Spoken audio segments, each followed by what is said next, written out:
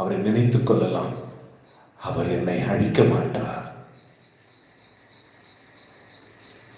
அவர் என் குற்றத்தின்படி என்னை தண்டிக்க மாட்டார். சொல்லிட்டு இருக்கிறது இல்லை, இன்றைக்கே நீங்கள் செய்து கொண்டிருக்கிற பாவங்களை நிறுத்தணும்.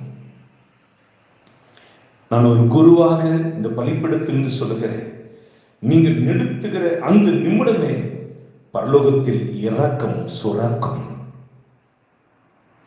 கனானிய பெண் இயேசுவோடு பேசிக் கொண்டிருந்த நேரம் அங்கே மகளுக்கு விடுதலை.